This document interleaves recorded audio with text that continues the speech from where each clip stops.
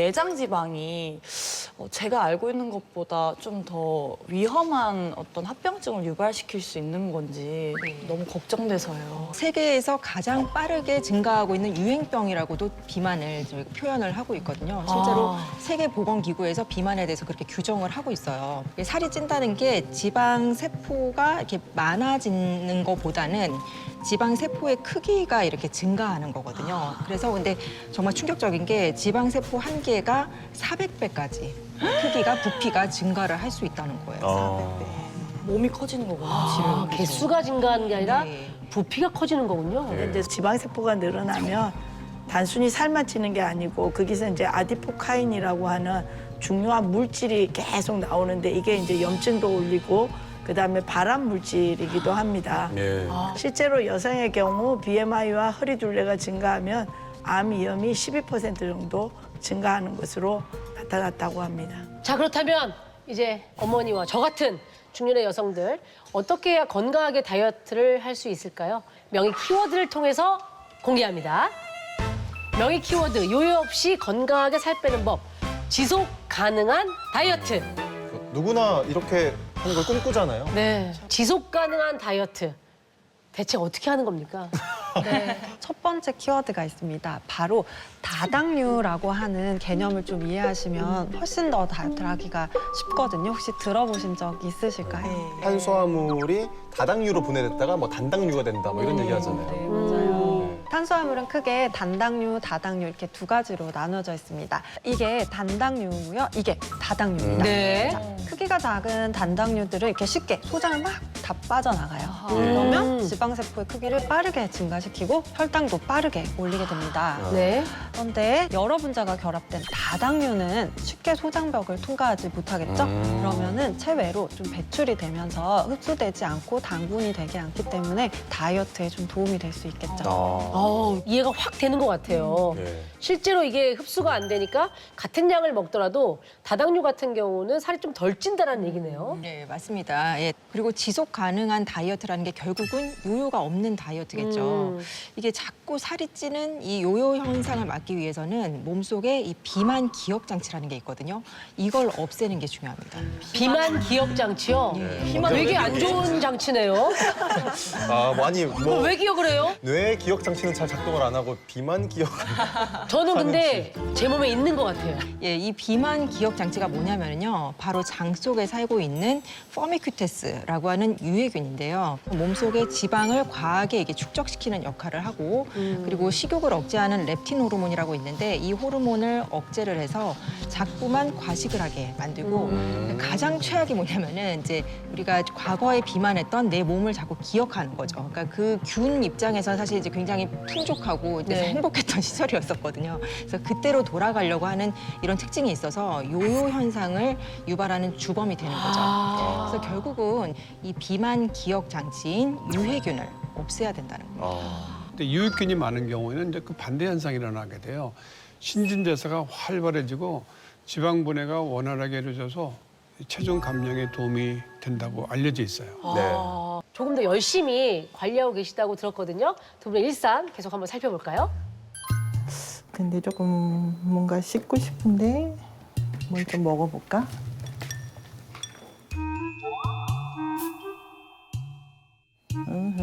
좋아요. 뭔데요? 뭐 또 맛있는 거 드시나 봐요? 맛있는 게 많이 들었는데 씹는 맛이 있어야 돼. 네. 잘하셨다.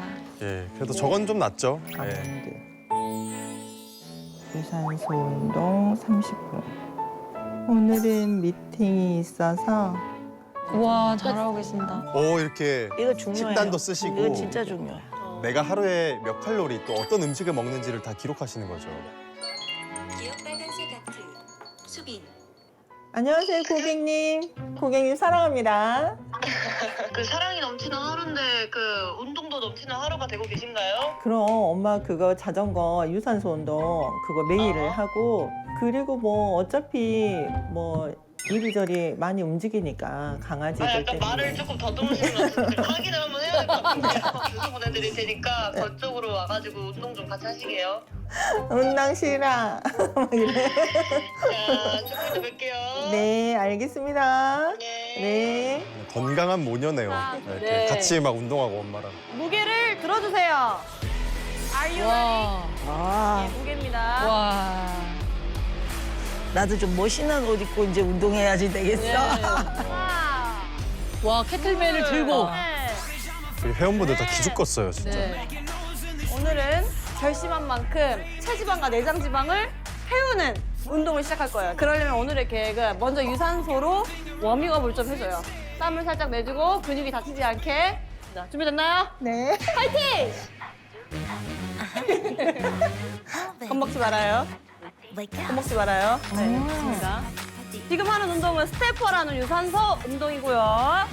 심박수를 최대한 끌어올려서 지방을 연소할 준비를 하는 겁니다. 자, 태워야죠. 하나, 둘, 하나, 둘, 하나, 저거 한 진짜 10분만 타면 땀이 삐지나? 엄청 많이 나요. 하나. 나는 걸그룹 엄마다. 자, 사이드 런지 할 건데요. 한쪽 다리 올려주세요. 직각을 약간 유지해 주시고 아래로 앉아주세요.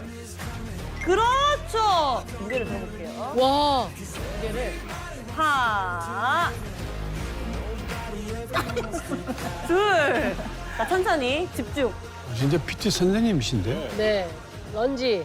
저것도 런지도 전신 운동이거든요. 최대한 근육이 느껴져야 돼요. 뱃살 털어줘야죠. 자, 우리 운동도 열심히 했는데 짜잔! 네. 와. 먹어야죠. 이게 내장 지방을 관리하려면은 또 신호도 잘 오고 예, 소화도 잘 돼서 하루에 하나씩 좋은 것 같아. 너도 먹지? 먹어. 이게 확실히 비엔나 17을 먹으니까 하루가 굉장히 가벼워져. 맞아. 장도 편해지고. 엄마 근데 진짜 예뻐졌다.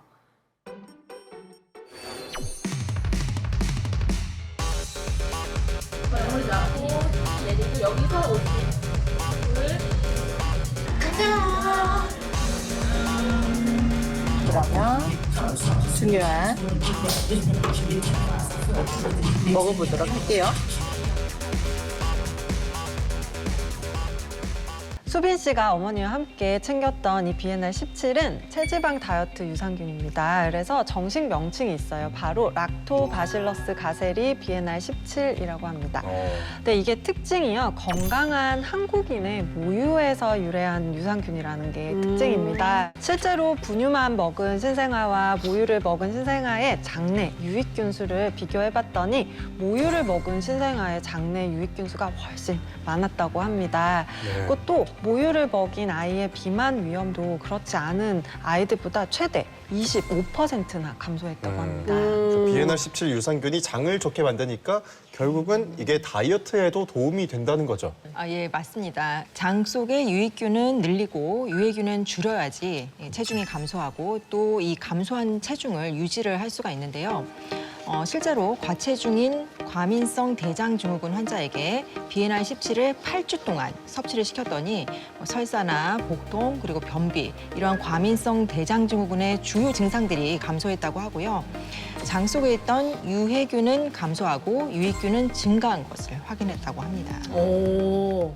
그러면 어머님도 따님이 챙겨줘서 비엔날 17을 이제 드시고 계시잖아요. 네. 좀 어떻게 좀 도움이 되는 것 같으세요? 몸이 이렇게 좋아지는 거를 느끼다 보니까 뱃살이 조금은 줄어든 것 같은 기분이 들고 최근에 화장실에 잘 가고 양도 많아지니까 훨씬 시원하고 예, 계속 이렇게 하면 나도 날씬해질 수 있을까 하고 생각하고 있습니다.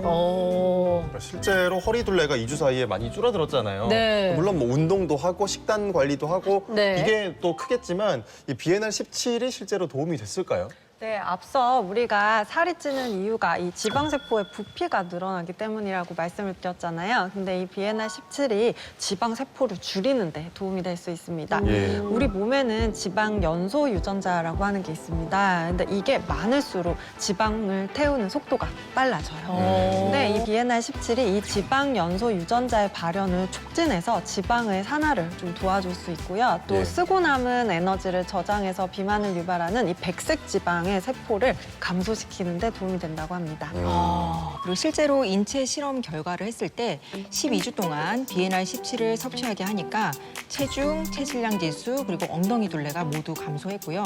그리고 특히 허리 둘레가 약 5cm 정도나 감소를 했다고 합니다. 그 허리 둘레가 정말 중요한 지표인 것 같아요. 네네. 허리 둘레를 1인치 줄이면 평균 수명이 3년 연장. 그런 게 있어요. 신체 나이는 5년이 젊어진다고. 어머님은 지금 7.5년이 이제 젊어지신 것 같아요. 그런데 더욱더 젊어지시길 빌겠습니다. 감사합니다. 오늘 요즘에 그 먹는 건 어떠세요? 좀 바꾸셨어요, 식단을? 식단도 바꾸고 그랬지만 예전보다 배고픔이 훨씬 덜하고 식욕이 덜 올라오는 것 같아요. 약간 건강한 자연식, 생선 이런 거를 주로 먹고요. 많이 안 먹어도 도움이 되는 것 같아요. 행복은 하세요? 행복합니다.